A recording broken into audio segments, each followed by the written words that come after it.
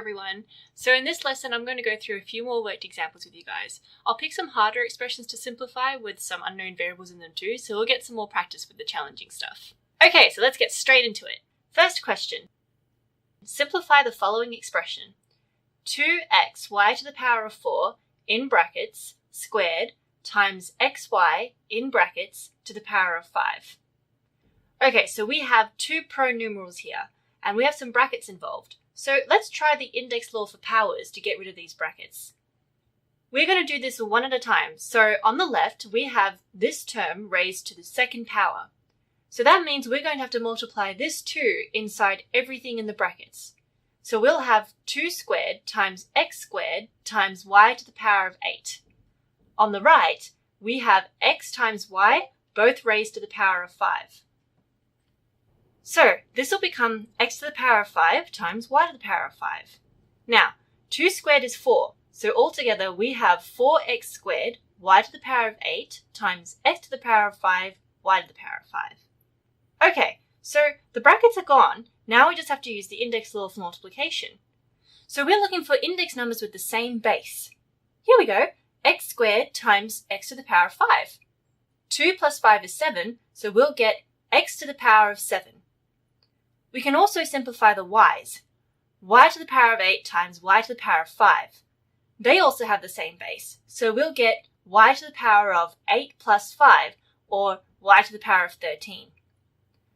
So we end up with 4x to the power of 7, y to the power of 13. Check it one more time. Is there anything else we can simplify? Any other common bases? No? Then we're done. Okay, next question.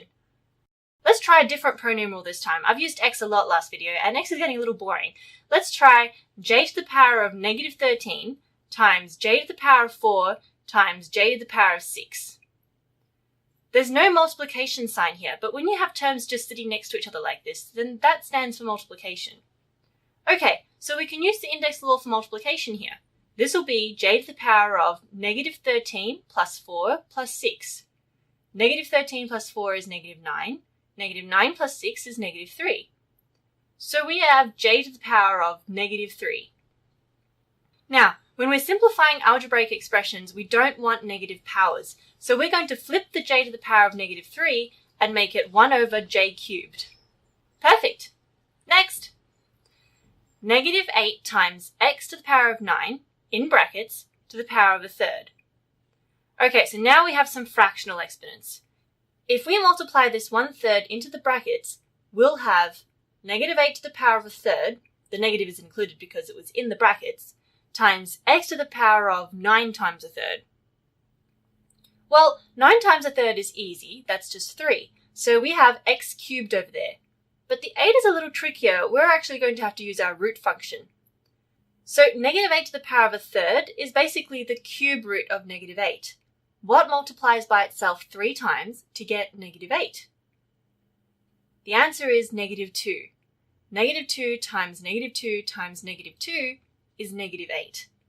So we have our final answer, negative 2x cubed. Okay, next question. 4x to the power of 5, y, over 16x, y to the power of 4, all in brackets, cubed. Now again, we can use the index law for powers to break these brackets, but have a look on the left here. We're going to get some big numbers if we cube the 4 and the 16. Maybe we can simplify them first to make our life a bit easier.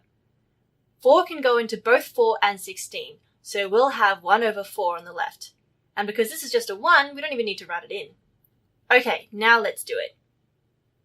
So we can either use the index law for division first, or we can break the brackets using the index law for powers first. It doesn't really matter what order we choose, but I'm going to go with the index law for powers first. So I'm going to multiply this 3 into all these index numbers inside the bracket. So we'll have x to the power of 15 y cubed over 4 cubed x cubed y to the power of 12. 4 cubed is 64, so we can just get that over with. Now it's just a matter of cleaning using the index law for division. 15 minus 3 is 12, so we'll have x to the power of 12 on the top. Now on the right, there's 2 ways we can do this. If we do it the long way, we'll subtract 12 from 3 and get y to the power of negative 9 on the top. To remove a negative power from the numerator, you have to flip it over and make it a denominator. So we'll have x to the power of 12 over 64 y to the power of 9. The faster way to do it is to just leave the y to the power of 12 on the bottom, subtract the 3, and get 9. Done! Once again, make sure there's nothing we can do to simplify it any further. These are two different bases, so looks like we're good. Moving on. Okay, let's try a really hard one. Let's go crazy. Negative 2a cubed b squared c to the power of 0 over 3a squared b cubed c to the power of 7, all in brackets to the power of negative 2. Okay, I know this looks like a hot mess, but it's okay. We'll just work through it step by step like all the other examples. Okay, so what do we have here?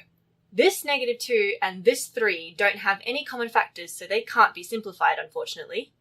But this c to the power of 0 is 1, so that can just go away. Bye-bye! Last time, when we got to this step, we multiplied the outside power inside the brackets before we did anything else to the numbers inside. So this time, I'm going to do the opposite. So, going left to right, we have a cubed and a squared. Well, we can cross out a squared, and we'll have a to the power of 3 minus 2 on the top. 3 minus 2 is 1, so we have a to the power of 1 on the top. Now with the b's, we have a similar situation, but it's flipped. So I'm just going to flip the number 2 down this time. So we have b to the power of 3 minus 2 on the bottom, or b to the power of 1 on the bottom. The c on the bottom doesn't have any partners now that I got rid of the c to the power of 0, so we just leave it as it is. So we have negative 2 a to the power of 1 over 3 b to the power of 1 c to the power of 7 in brackets to the power of negative 2. So now I have to multiply the negative 2 inside the brackets. So it's going to look like this. Ah! So many negatives! Every index number is a negative, so we're going to have to flip everything. So we'll have 3 squared b squared c to the power of 14 over negative 2 squared a squared. 3 squared is 9, and negative 2 squared is 4, so this will be 9b squared c to the power of 14 over 4a squared. So there it is, our final answer. That's it, everyone. So in my next video, I'm going to explain what simplest index form is, and that will lead on to scientific notation. I hope these examples today helped you guys with any more challenging questions you might have been stuck with. If there's anything you're still not sure about or you're still confused about, please do let me know in the comments. Otherwise, if you enjoyed this video, then please like and share, and I will see you next time at Sneezy Teachers. Bye!